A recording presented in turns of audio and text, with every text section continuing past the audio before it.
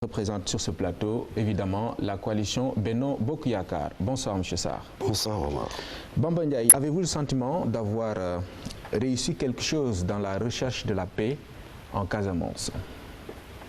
En effet, Omar, nous avons réussi beaucoup de choses dans la recherche de la paix. C'est vrai que l'ultime but n'a pas été atteint jusqu'à présent, mais avoir le creuset qui nous séparait de la paix en 2000, nous avons quand même fait des pas de géant. Je rappelle que ce conflit qui dure plus d'une trentaine d'années a duré presque pendant 10 ans avec une option militaire tout à fait presque intégrale. Le régime PS d'alors a opté pour une option militaire au départ, ce qui fait que pendant 10 ans, il n'y a pas eu de cessez-le-feu, il n'y a pas eu d'accord de paix. Le premier accord de paix ou le premier cessez-le-feu remonte vers les années 90 et quelques. Et grâce à la contribution du PDS à travers son député, Marcel Bassène, que Dieu ait son âme. Quand le président Maître Abdoulaye Wade est arrivé au pouvoir, des pistes avaient été déjà dégagées, puisque je rappelle que au moment où effectivement on signait ces accords, il était ministre d'État dans le gouvernement de Diouf et contribuait lui aussi personnellement à la recherche de la paix. C'est ça qui a fait qu'une fois arrivé au pouvoir, il a pu quand même dégager des pistes qui ont amené aux accords de Foundiougne 1 ou Foundiougne 2. Mais vous savez, une rébellion qui a duré 20 ans, on ne peut pas l'arrêter quand même d'un jour à l'autre. C'était pas du tout facile, il y avait déjà des morts de part et d'autre, aussi bien du côté des rebelles que du côté de nos vaillants soldats. Donc c'était un problème qui était devenu un peu trop compliqué pour être éteint en un laps de temps. Malgré tout, le processus de Foundiougne a été bien entamé, mais malheureusement, il y a eu des complications, des problèmes, la fraction même du mouvement, les têtes se multipliaient, les chefs de guerre aussi. Et il y a eu la mort de Sidi Badji, le secrétaire général, puis de l'abbé Diamecoune Senghor, qui était l'âme du mouvement, ce qui a fait qu'après, le mouvement s'est éclaté en plusieurs fractions. Il était alors difficile de pouvoir négocier avec tout le monde à la fois et de régler le problème. Malgré tout, le pouvoir de l'alternance a continué à chercher la paix et je crois que plus que jamais, on est très proche de la paix.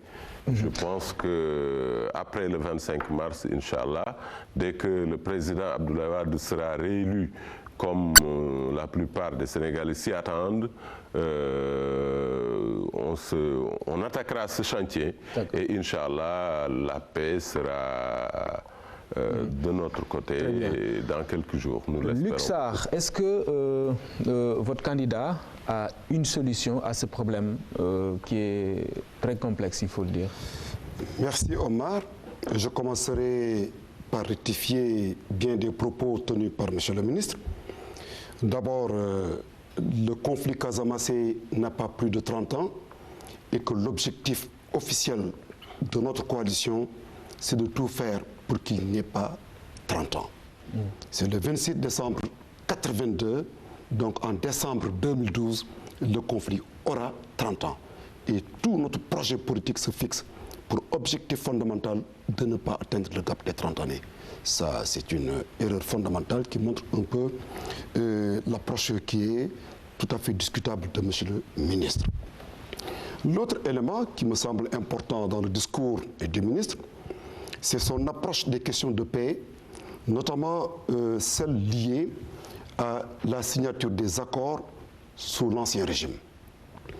Je suis fondamentalement d'accord avec lui qu'il y a eu cette option militaire qui a été, dans une large mesure, à la base de beaucoup de dérives, beaucoup de ratés de la part du mode de gestion du conflit.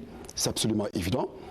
Mais il faut être juste avec l'Ancien Régime pour dire qu'il y a eu articulation de phases d'extension maximale de l'option militaire et des phases de reflux avec une recherche réelle de la paix qui se confirme avec Banjul 2, Bissau 2, les accords de Sao Domingo et de Kaohsiung. Donc il y a eu 6 accords quand même qui ont été noués sous l'ancien régime, que nous maîtrisons bien. Si vous voulez, on va en discuter pour voir un peu les dérives, les limites du discours. Donc moi je pense que ce sont ces approches-là qui sont fondamentales et que l'histoire retient comme étant des éléments de contribution à la clarification du débat. Maintenant, s'il dit que ça c'est grave. Il dit que, à votre question, est-ce qu'il est satisfait de l'approche qui a été faite? Mais c'est grave. Comment peut-on dire ça alors qu'il dit en même temps que l'objectif politique majeur, la paix, que cet objectif n'ait point été atteint? C'est d'autant plus grave que M. le Président de la République avait officiellement et clairement dit, c'est dans l'histoire, c'est réservé pour la postérité, que je réglerai le conflit en 100 jours. Une projection subjective sur une question sociologique, sociale, nationale, politique, économique, multidimensionnelle et multi-acteurs, il s'érige en démiurge et censeur, capable de régler une question aussi complexe, aussi difficile que celle qui se pose dans la partie sud de notre pays. Ça, je crois que c'est une approche d'autoglorification et que la Casamance meurtrie, 2575 morts officiellement recensés par le Crisis Group dans le conflit, prouve que des populations et des familles endeuillées, une économie bloquée et asphyxiée, une géopolitique sous-régionale perturbée par un conflit qui perdure, tout ça, je crois, prouve que justement il y a des problèmes. Maintenant, par rapport à la question que vous me posez, je crois que nous, contrairement à ce que fait le camp de M. le ministre, nous ne posons pas la question en termes de bilan. Évidemment, la notion de bilan est propre à son leader, à son chef. Vous avez un programme. Je vais vous le dire. Vous proposez un programme. Tout à fait. Donc lui propose le bilan, nous proposons le projet. Nous estimons qu'il y a un ensemble de leviers sur lesquels on devra absolument s'appuyer pour pouvoir espérer dans de très brefs délais la résolution du conflit. Il faut développer ce qu'on appelle la stratégie de mise en état de non-belligérance territoriale. Cela veut dire qu'il faut trouver un accord politique avec l'ensemble des forces impliquées dans le conflit pour que la Casamance ne soit plus déclarée en état de guerre, mais en état de non-belligérance proclamé territorialisé. Deuxième élément qui est extrêmement important à nos yeux, il faut procéder par une approche inclusive, multi-acteurs et multisectorielle. Chefs religieux, chrétiens, animistes, c'est important, animistes, les bois sacrés. Nous reviendrons dans le débat. Oui. Donc, forces religieuses, chrétiennes, musulmanes, animistes, les sociocultures, tous les différents groupes et ONG intervenant en Casamance, l'ANDRAT de l'ancien gouverneur Sambou. Donc, tout ça devrait être impliqué et surtout les différentes ailes du MFDC, tant politique que militaire. Deuxième point.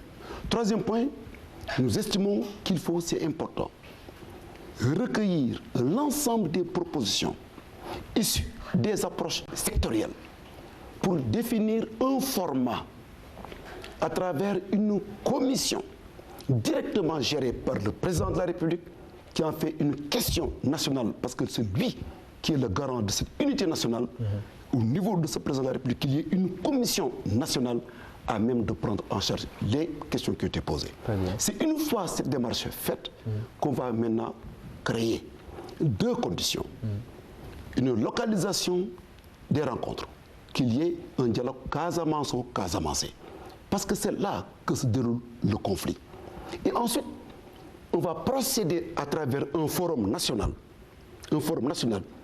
regroupant tous les groupes du Sénégal au-delà des clivages ethniques pour faire en sorte que le vivre ensemble sénégalais puisse se traduire par une recherche collective et nationale de la paix. Donc et nous allons, je conclue sur ça, nous allons maintenant définir une approche. Vous m'avez demandé mon programme, M. Ning. Allez-y. Donc, j'y vais. Donc, nous allons maintenant dépasser le DDR proposé par le système des Nations Unies.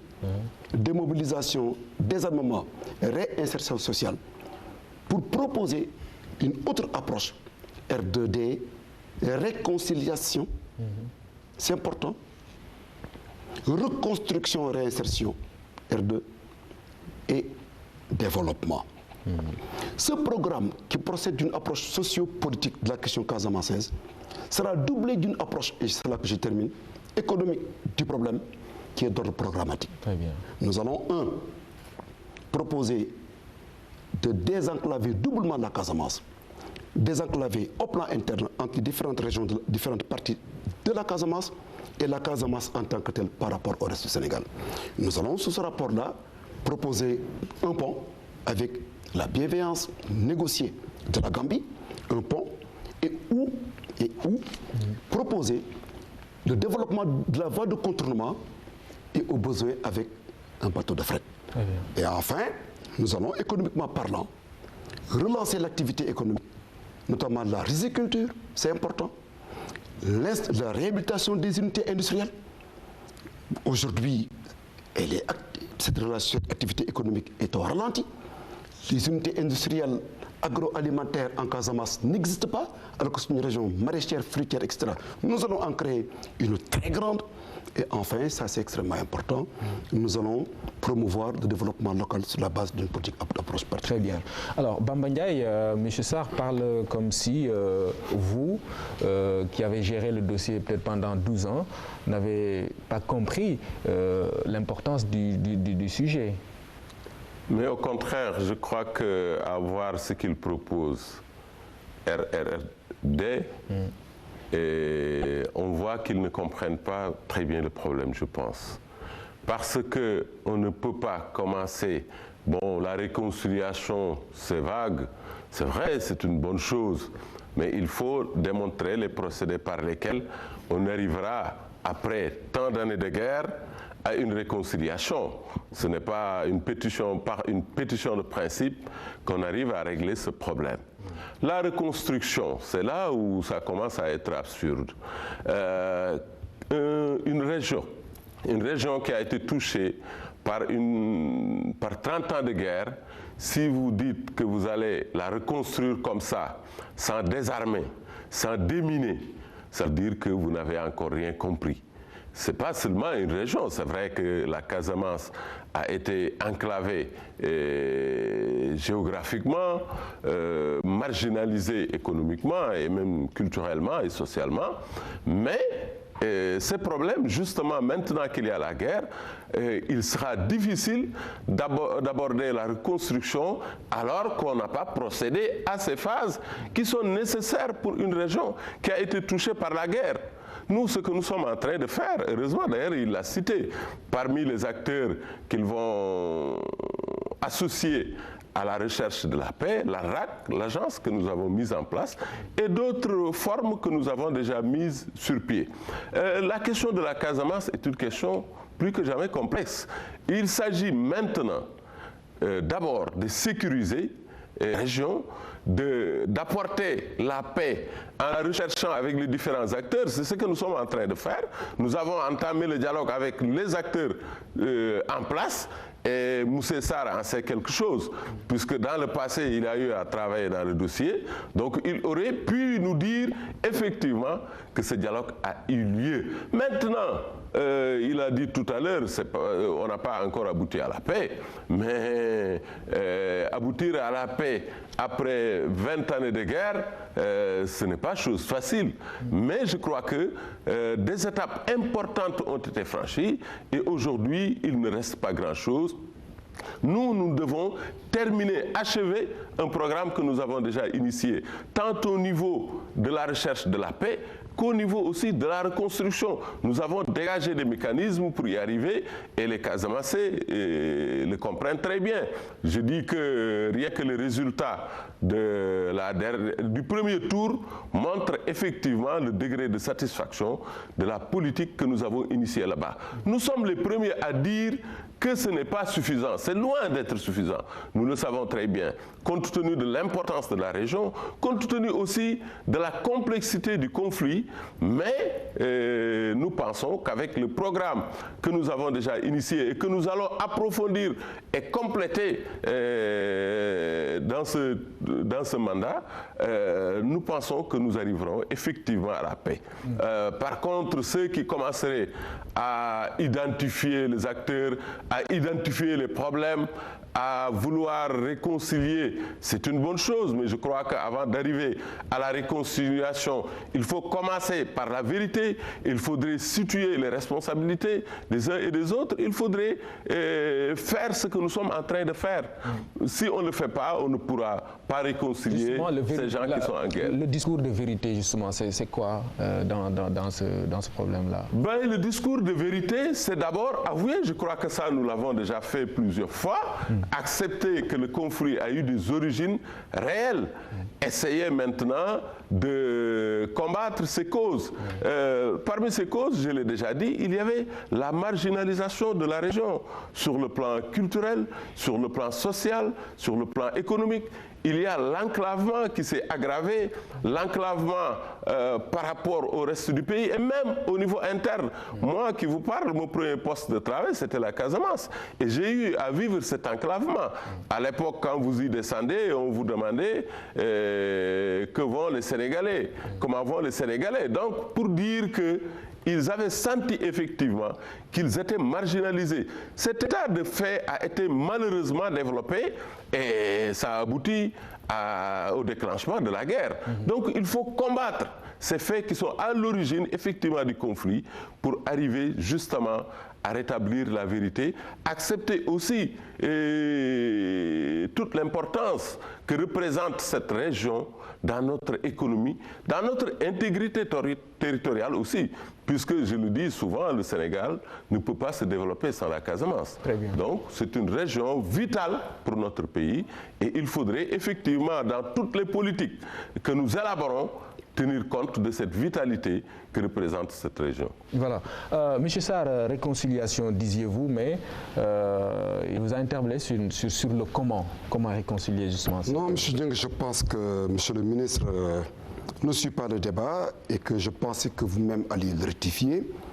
J'ai commencé par dire devant tous les Sénégalais qui suivent la RTS, et je pense que vous allez diffuser, que j'ai dit que la première condition pour régler le problème, M. Nying, et vous l'avez entendu, lui, peut-être pas du tout, c'était de proclamer la Casamance comme étant une zone de non-belligérance, cessation de la guerre. Je l'ai dit, bien sûr. Oui. Donc, il ne comprend même pas que j'avais dit que la première condition, c'était la cessation de la guerre, monsieur le ministre. Donc, tout le développement, tout le reste n'a plus de sens. Donc, tout le reste, son développement n'a plus de sens. Parce qu'il avait bâti sur une fausse prémisse. Maintenant, je vais plus loin. Vous savez, M. Nying, dans la gestion des conflits, il y a deux types de conflits infra-étatiques.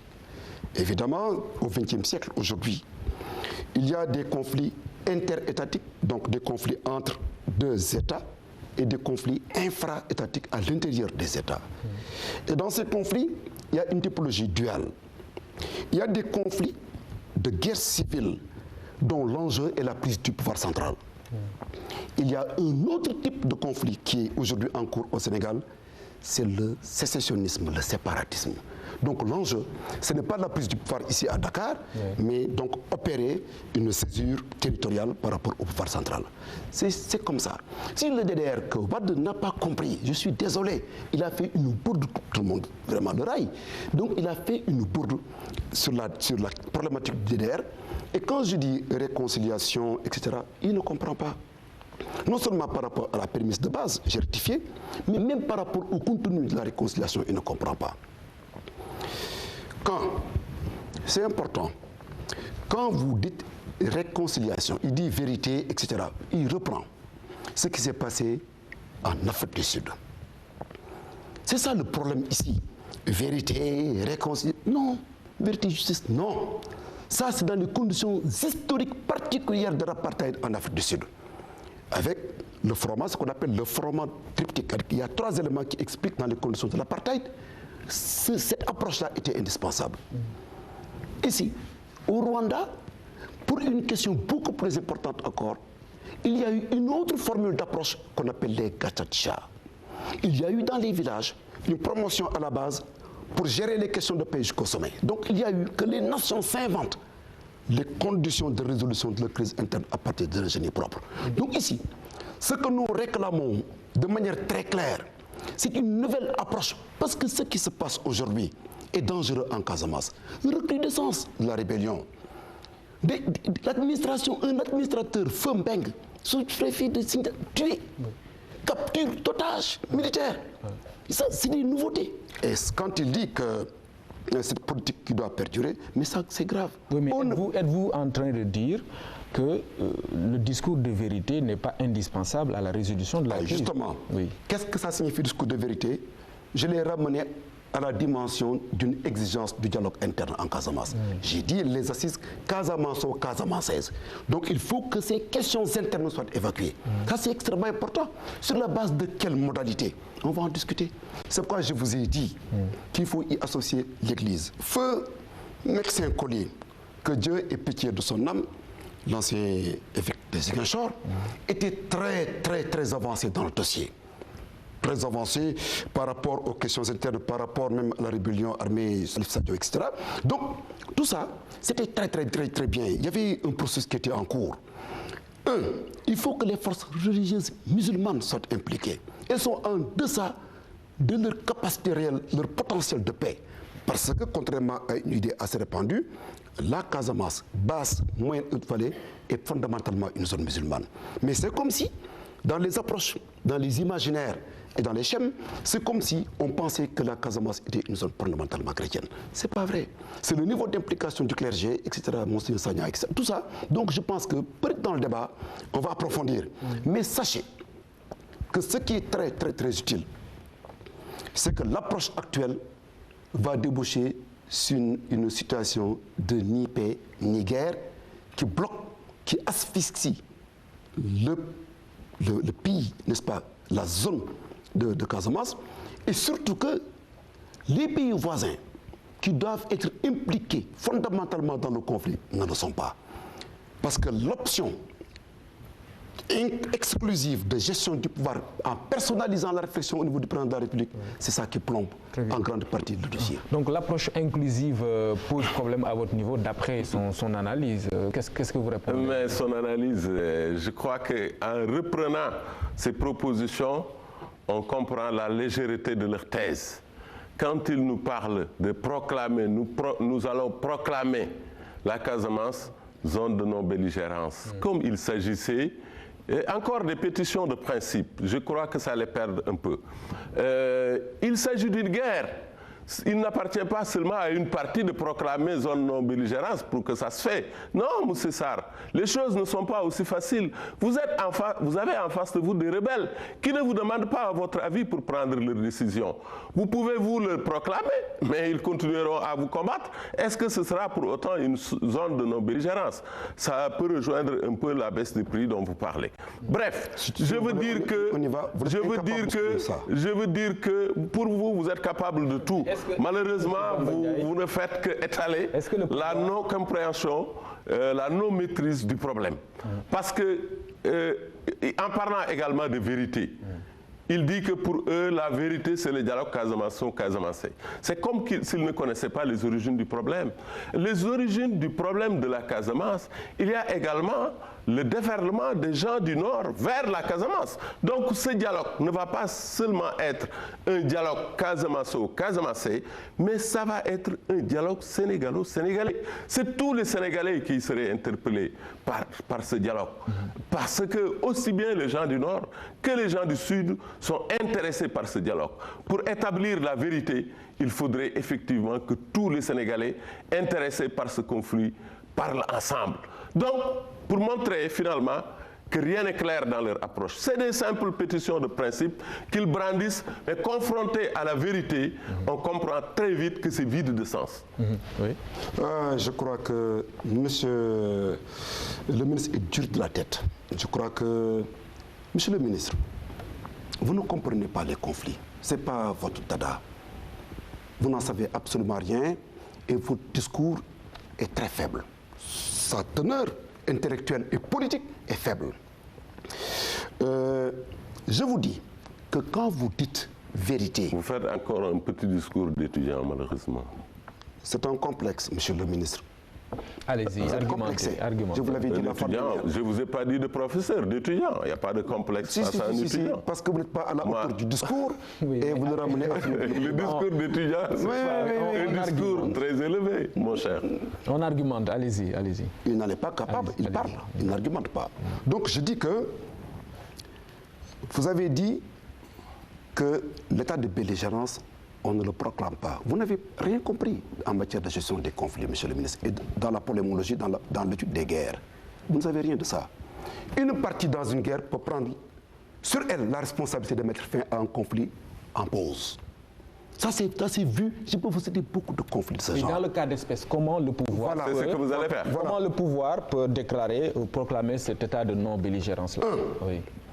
En regardant bien les formulations faites officiellement par le MFDC, par les intellectuels du MFDC, ce qui est une nouveauté dans le conflit.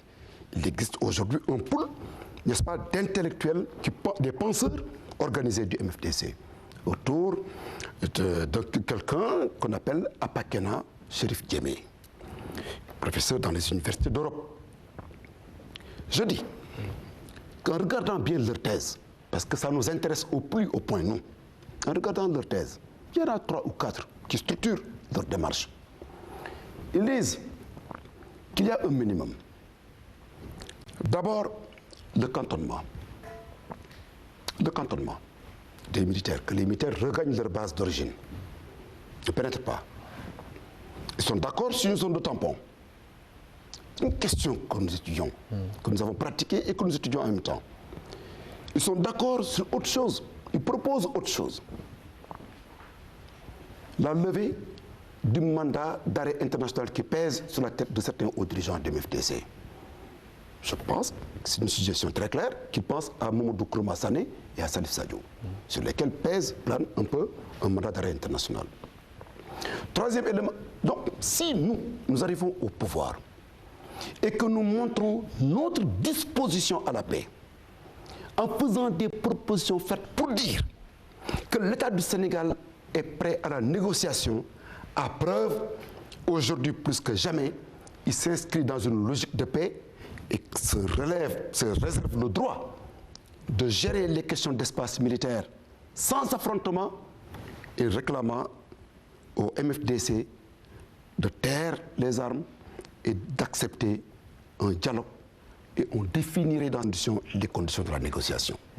Parce que pour nous, ce n'est pas l'option militaire qui d'ailleurs, le président de la République n'a jamais été ce rapport-là, il faut l'avouer.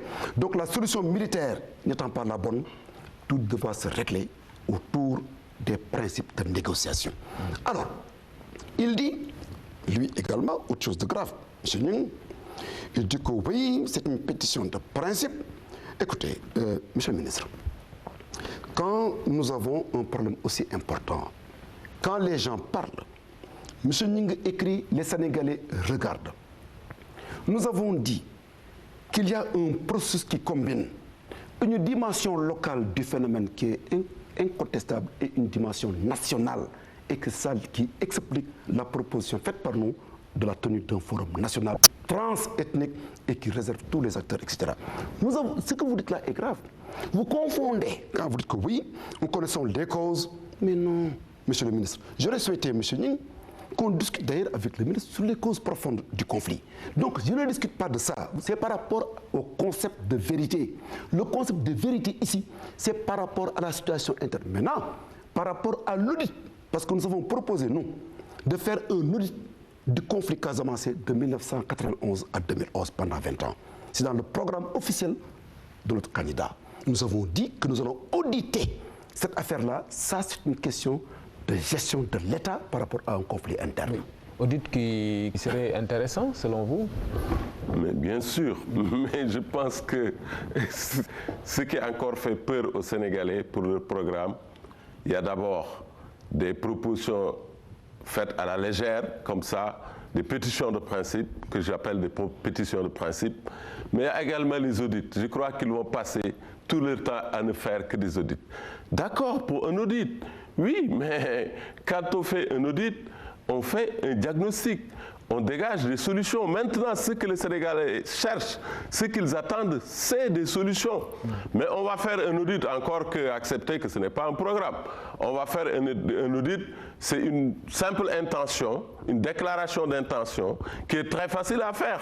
N'importe qui peut le faire. Je crois là où nous sommes aujourd'hui, on doit dépasser ces débats de déclaration d'intention. Il faut proposer des solutions concrètes. Nous, sur le terrain, nous avons proposé des solutions. Il dit qu'il y a des nouveautés, compte tenu des déclarations faites maintenant. Mais ces nouveautés et ces nouvelles déclarations qui donnent espoir, c'est grâce à notre politique de paix. C'est ça qu'il oublie. C'est ça, donc c'est le résultat de notre politique.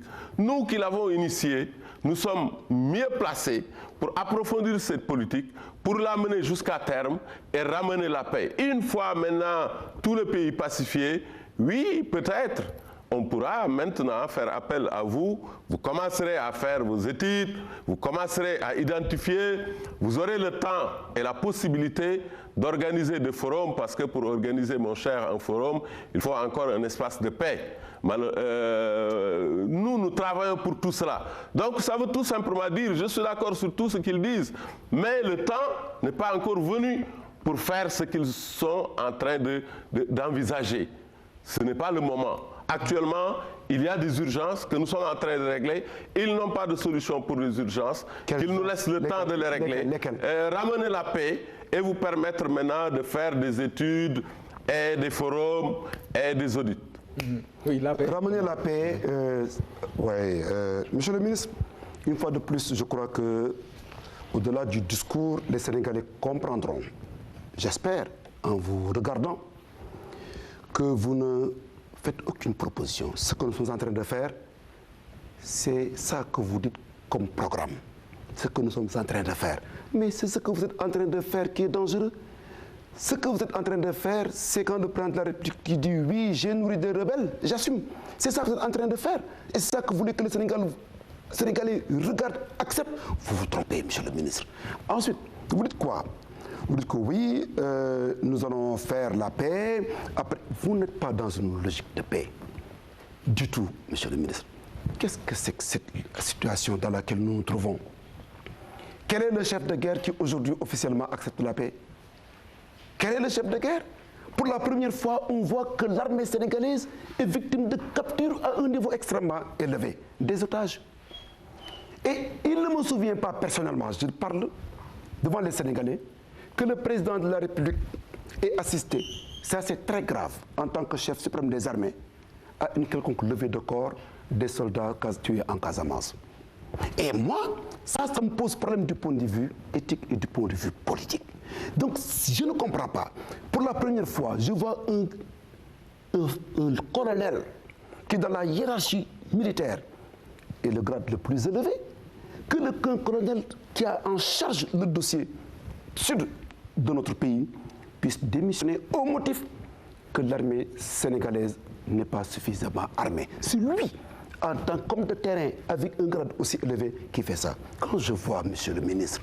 Le général Ghazali d'Égypte avait déserté. Avant lui, le maréchal Amer s'est suicidé. Et quelles sont les conséquences, les conclusions que vous en tirez? Non, vous me dites, c'est la première fois. Et au vous Sénégal, êtes non, je dis au Sénégal. Non, monsieur le ministre, rassurez-vous, revenez sur terre. Je dis que nous sommes au Sénégal, nous parlons de la Casamance. Je n'entre pas dans ça parce que vous savez bien qu'on ne peut pas entrer vous et moi dans ça. D'accord. Donc voilà. On va lui permettre peut-être de préciser les propos de votre candidat, hein, Abdoulaye Wade, qui effectivement, il l'a rappelé, disait qu'il avait nourri les rebelles.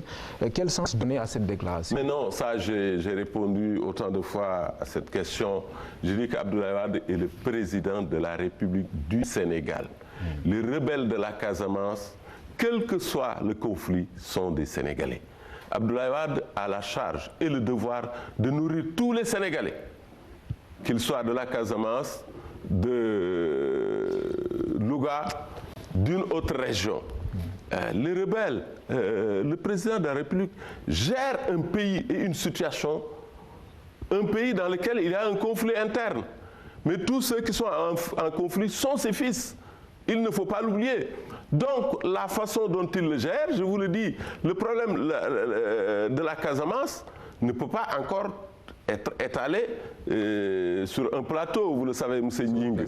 Donc, il y a des détails que nous ne pouvons pas dire, mais partant seulement du principe que les rebelles sont des Sénégalais, même s'ils sont des rebelles, ils sont des Sénégalais, et que Abdoulaye Wade étant le président de la République du Sénégal, gérant tous les biens du Sénégal, il pourrait... Ça se justifie. Mais la question est intéressante dans le sens où cette place de l'argent a été souvent agitée dans la stratégie utilisée quand même par le pouvoir en place. Oui. Dans la stratégie, non. Elle aurait rendu en tout cas le problème plus complexe. Dans la stratégie, non. Mais ce n'est pas Abdoulaye Wade qui a inventé la maxime selon laquelle l'argent est le nerf de la guerre.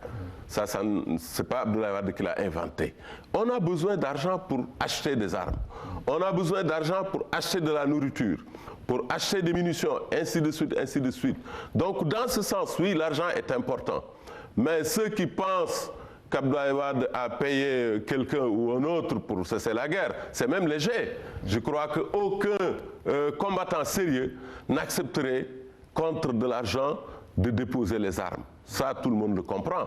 Ça n'a jamais été une méthode d'Abdoulaye Wade, ni une stratégie de guerre. Mais maintenant, gérant une situation nationale conflictuelle, effectivement, il a besoin d'argent, on utilise l'argent. C'est dans ce cadre que l'argent a été utilisé. Mais je pense que, monsieur le ministre, vraiment vous blaguez, parce que vous n'osez pas offenser notre conscience, vous doutez de notre santé mentale, et vous offensez les Sénégalais. Ah bon, vous êtes atteint d'une maladie mentale? Non, c'est quelque part au palais qu'il faut chercher ça. Se passe. Je crois que c'est là-bas qu'il faut regarder ça. Ou bien on continue sur ce débat-là. Si vous voulez sur ce registre-là, on va discuter. On est vous qui avez parlé comme ça. On est sur la Casamance, on continue. Des solutions. Nous sommes prêts. Oui. Si vous évitez un terrain, la réplique sera là. Donc je continue. Je disais que je ne suis pas seul, ni par mon âge, ni par ma trajectoire, monsieur le ministre. Je ne suis pas suffisamment âgé à ce niveau-là pour en discuter. Je disais que c'est une offense aux Sénégalais. Quand aujourd'hui, monsieur le ministre, 47% des Sénégalais au moins vivent dans la pauvreté. Presque 50% selon certaines statistiques. J'étais indulgent. Que dans des contrées de ce pays, des familles sont en souffrance. Quand des jeunes cherchent de l'emploi faute de financement de grands projets.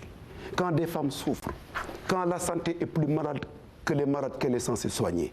Quand l'école se meurt avec une plateforme du SAES, du QSAMS et du QS, etc. Quand tous les secteurs aujourd'hui périclitent aux abois, que vous acceptiez que M. le Président finance des gens qui sont contre lui et qui veulent se séparer du Sénégal. Personne ne vous a dit qu'il finance des gens. Mais attendez, monsieur, c'est lui qui a dit que j'ai nourri, j'ai financé. Attendez. Je veux vous dire ce que vous ne savez. J'ai nourri ne veut pas dire j'ai financé. Mais écoutez, monsieur le ministre, j'ai nourri signifie j'ai financé. Pourquoi? Parce que simplement, il y a des choses qui se passent et que ce n'est pas normal, comme vous dites, qu'ici, quand même, on en parle. Mais je dis, nourrir, c'est financer. Il faut qu'on s'arrête à ce niveau-là. Donc, moi, je pense que ça, c'est très intéressant et je progresse. Je dis non seulement... Là aussi, j'aimerais vous poser quand même une question. Que pensez-vous de l'argument qu'il a développé selon lequel ce sont des Sénégalais jusqu'à preuve du contraire? Mais j'allais en venir. Je ne suis pas d'accord avec cet argument parce que le pouvoir n'a jamais considéré les rebelles comme des fils du Sénégal. Jamais. Jamais. C'est vous qui... Cela n'engage que vous, monsieur. Monsieur le ministre, je vous demande pardon, mais vous pouvez vous taire un peu le temps que je parle. Je vous ai toujours respecté. Respectez-moi. Je vous respecte. Je suis discipliné, je n'ai pas cette manie de parler. Allez-y. Bien. Je répète mon propos. Je dis que le président Abdoulaye Wade et des gens comme ce monsieur ne considèrent pas les rebelles, les combattants du FDC comme étant des Sénégalais. Le concept en lui-même est suggestif, mais je vais plus loin.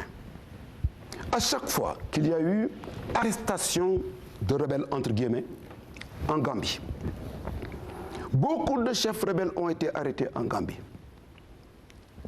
au vu et au su de tout le monde.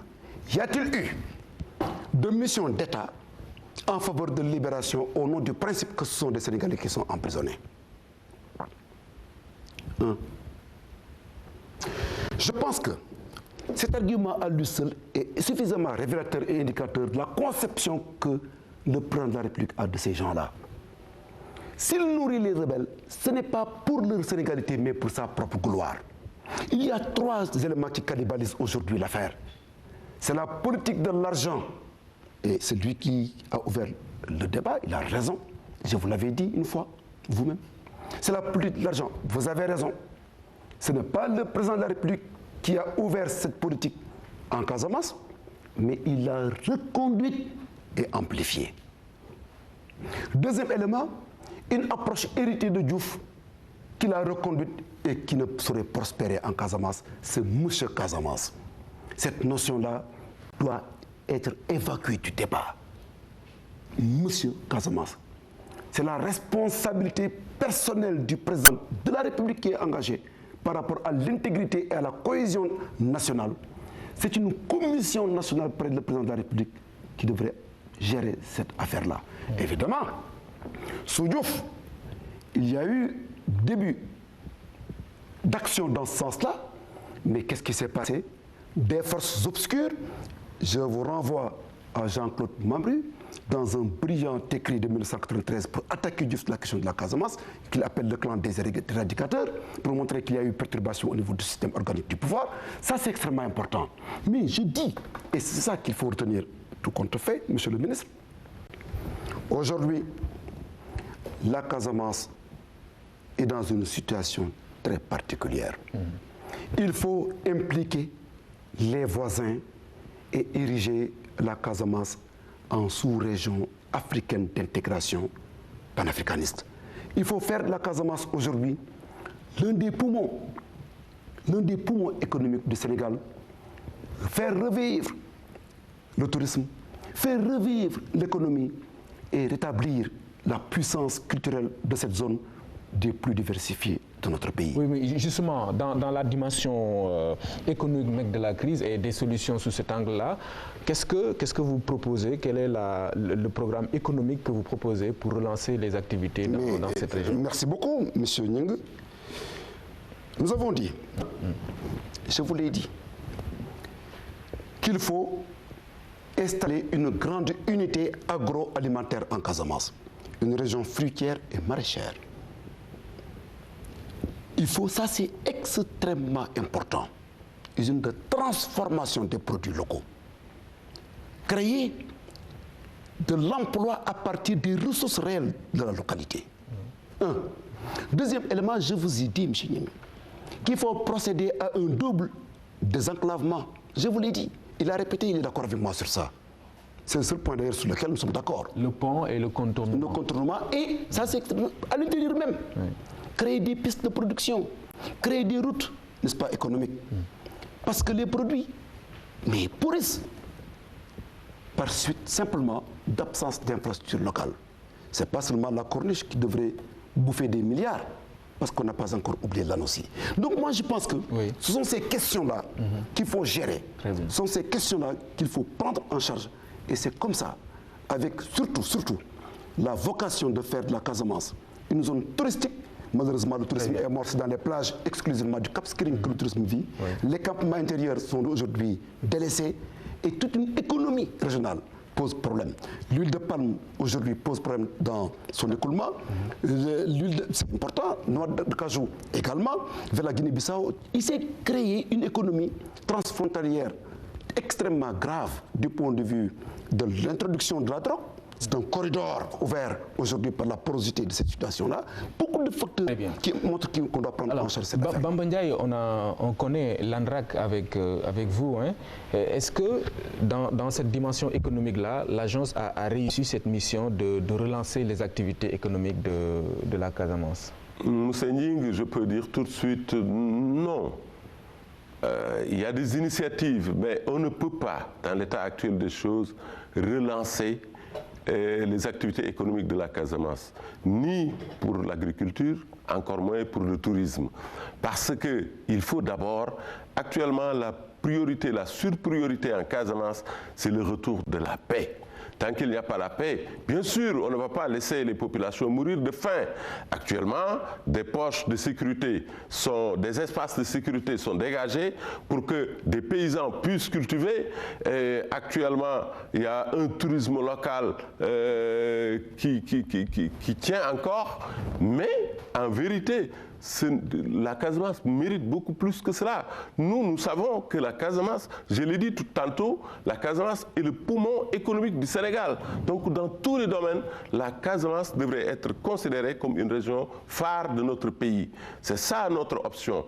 Mais malheureusement, pour le moment, on ne peut pas mettre cette politique en avant tant que la paix n'est pas encore revenue. Mais malgré tout, nous avons, avec la vallée de l'Anambé, développé la riziculture, nous avons développé d'autres moyens pour que l'agriculture puisse connaître un certain envol, mais nous sommes stoppés dans ce domaine par le manque de sécurité qui règne encore dans la région. Donc la sécurité empêche aujourd'hui de parachever toutes les initiatives économiques que le président Abdoulaye Wade... Condition sine qua non. Absolument. Oui. Alors, monsieur Sarr, vous avez évoqué tout à l'heure l'approche réconciliation avec la localisation, si je ne m'abuse, de pourparlers, pour parler de dialogue indispensable. Votre option, c'est quoi à ce niveau? Merci, M. Ning. C'est dommage que je ne puisse pas répondre sur l'ANRAC. Oui, parce qu'on je sais. On doit avancer. Il est sauvé. La localisation, oui. Il est sauvé par le temps. Par rapport à la localisation du conflit, c'est très important, M. Ning. C'est la condition de la réussite de toute politique nationale. M. Ning, le conflit se déroule en Casamance. Quelles que puissent être les origines, quelles que puissent être les approches, il est une réalité, c'est que ça se déroule en Casamance. Ce sont les populations de Casamance qui en paient le plus lourd tribut. Tribut social, tribut économique, traumatisme culturel, tout ça, c'est en Casamance. Ça frappe, ça ne frappe pas les gens du Nord. Ce sont les soldats, à part les soldats, ce sont les familles de Casamance qui sont meurtries et endeuillées. Moi je dis, en comprenant bien le conflit, en analysant le conflit sur le terrain et en procédant à des études objectifs dans le cadre, c'est vrai, de l'État et dans le cadre des recherches personnelles et de profession, nous nous sommes rendus compte de quoi? Nous nous sommes rendus compte, par exemple, qu'il y a une dimension culturelle dans le conflit au-delà de la dimension ethnique qui est projetée. Le conflit, avant d'aller en conflit, la plupart des combattants, et c'est là, vous me permettez d'être un peu bref sur le sujet, à ce niveau-là, s'en réfèrent à leur système cosmogonique. C'est par rapport au bois sacré, il y a une dimension du conflit qui est très particulière à ce niveau-là. Donc, faire des sacrifices, comprendre un peu, prendre langue, jurer. Donc, il y a tout un dispositif, un rituel, etc., que je ne peux pas développer. Donc, il y a ça.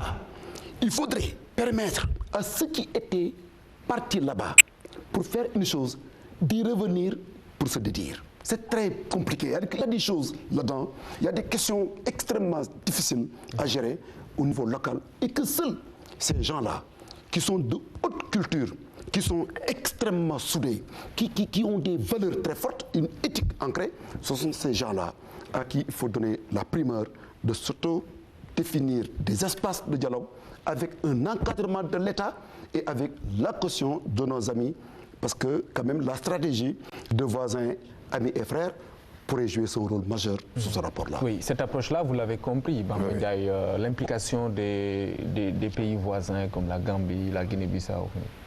Mais absolument, nous, je crois qu'il s'est un peu rectifié parce que l'autre fois, il parlait d'une caution internationale pour régler le problème de la Casamance. Je vois qu'il atténue un peu la teneur de ce qu'il mettait sur cette caution internationale. Pour ce qui concerne de l'approche sous-régionale, nous l'avons déjà attesté sur le terrain. Je crois que nos relations avec la Guinée-Bissau, personne n'en doute. Nos relations avec la Gambie, malgré quelques difficultés passagères, aussi sont bonnes. Et nous gérons ensemble la crise. Il n'y a pas longtemps, le chef de l'État, le président Abdoulaye Wade, était en Gambie. C'est toujours dans ce cadre. Donc, nous travaillons avec les pays de la sous-région, effectivement, surtout ceux qui sont frontaliers avec cette région de la Casamance, pour arriver à ce que nous avons déjà réussi. Sinon, ça devient pratiquement impossible. Ça, nous le savons très bien. Je ne suis pas d'accord. Oui. D'abord, il ne faut pas ramener ce débat-là de caution internationale. Je vous avais clairement dit, quand vous aviez bondi sur l'affaire, vous êtes très tôt, n'est-ce pas, calmé. Ah non, j'avais dit... Ça me fait encore plus que jamais peur. Oui, d'accord. En tout cas, vous avez parlé de la Guinée-Bissau et de la Gambie, qui, à ma connaissance, ne sont pas des pays sénégalais. Donc, c'est des pays étrangers.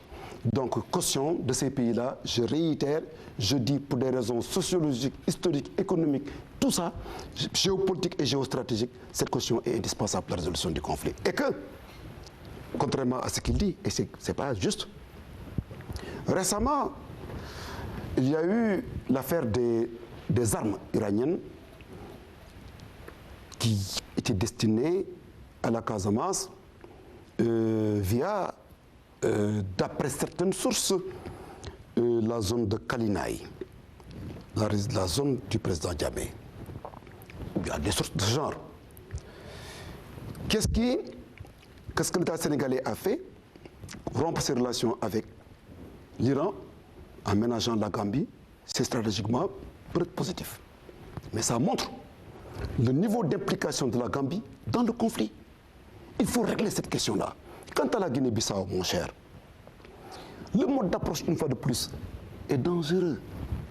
Ce n'est pas du tout au niveau du pouvoir central.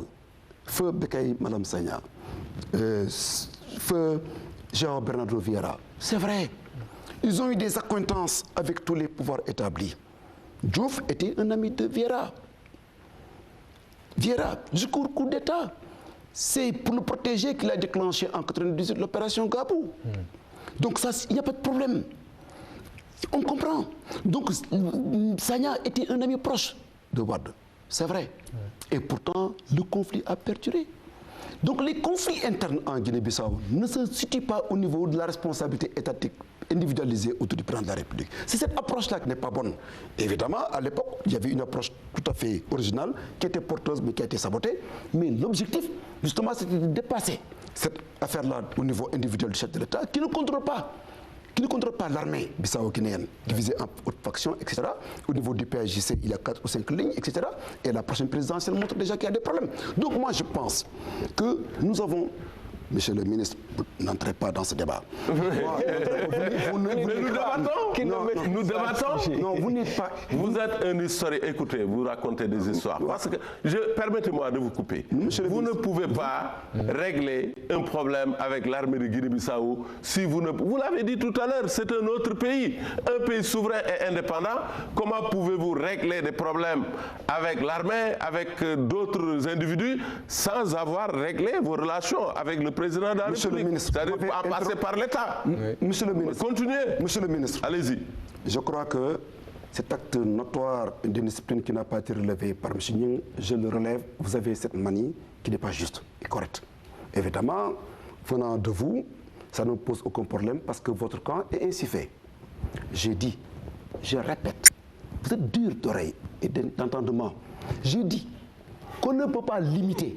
Vous expliquez mal. Mais laissez-le quand même parler. Mais non, mais sinon je risque il faut que je m'explique. Laissez-le parler. Si jamais je me mettais à être dans une posture où vous, M. Bamba Ndiaye, vous m'expliquez, les Sénégalais aujourd'hui en riraient ou en pleureraient. Je pense que c'est évident et vous le savez bien. Oui. Donc moi je dis que vous le savez très bien. C'est le plateau qui vous le permet. Donc nous nous connaissons M. Ndiaye. Donc je continue. Laissez-moi après vous avez le... Parce que vous me laisserez. Voilà, allez-y. J'ai dit, on ne doit pas limiter. Il ne comprend pas français, il parle arabe, c'est un arabisant. Donc il est un oustas. Donc j'ai dit que il ne faut pas limiter. C'est un complexe. Laissez-le parler. Laissez-le parler. Après vous avez le dernier mot. Il ne peut pas. Allez-y. Il ne peut pas. Allez-y. Il est structurellement ainsi fait. Donc je dis. Dommage, tu restes un petit étudiant que tu as toujours été. Allez-y, M. Sarr.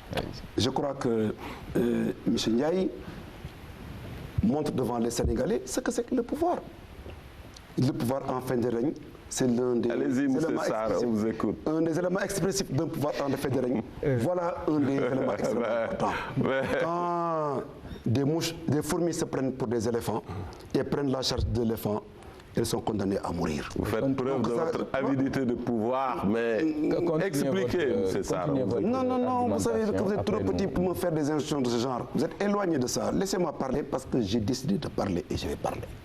Donc je dis que c'est extrêmement important. Et je dis il ne faut pas limiter. Cela veut dire que le président de la République est intégré.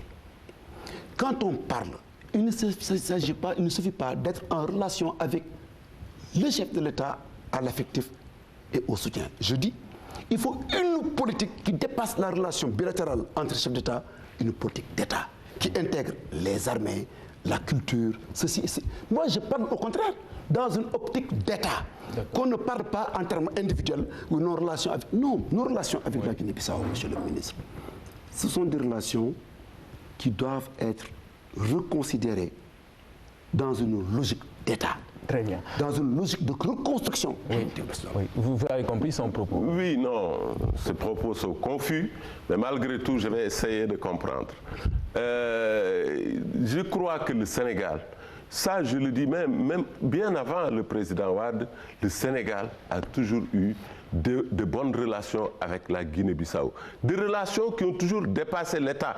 Avant même l'indépendance, je vous dis, je servais le pouvoir socialiste à aider les combattants de la liberté de Guinée-Bissau pour obtenir leur indépendance. Et cela a continué. Il y a eu des relations entre les populations. Les populations de la Casamance, quelquefois, vous retrouvez les mêmes ethnies entre la Casamance et la Guinée-Bissau. Donc ces relations sont maintenues. Elles sont développées par l'État du Sénégal. Nous les avons développées. Donc à ce niveau, il n'y a rien à dire. Vous vous entendez à ce niveau, il n'y a pas de... Mais maintenant, il veut condamner notre politique. Nous commençons par l'État, puis nous élargissons. Maintenant, j'avais compris à travers ce qu'il disait, parce que s'il condamne notre politique d'avoir des relations au niveau de l'État, il veut peut-être passer outre pour aller vers l'armée, vers les populations. Maintenant, vous êtes tout de même d'accord, on est à la fin de l'émission, qu'au-delà des clivages politiques, vous êtes d'accord que cette question doit être une question nationale qui doit impliquer toutes les couches de ce pays. Hein? Vous êtes d'accord? Mais absolument. Oui, moi je pense que cette question ne se pose même pas. C'est le président de la République qui a malheureusement individualisé le problème. Monsieur le ministre, vous savez bien que c'est le président qui a dit qu'il peut régler seul cette affaire en 100 jours. Avouez-le, ça c'est pas une question de... Très bien. On n'a même pas débattu ça, monsieur le ministre. Voilà, merci beaucoup, M. Sarr, Big Sarr, la coalition Benno Bokk Yakaar. Merci Bamba Ndiaye de la coalition FAL 2012. Merci mesdames, messieurs. Vous êtes toujours des amis. Mais je le reste toujours. Au revoir. Il est mon ami.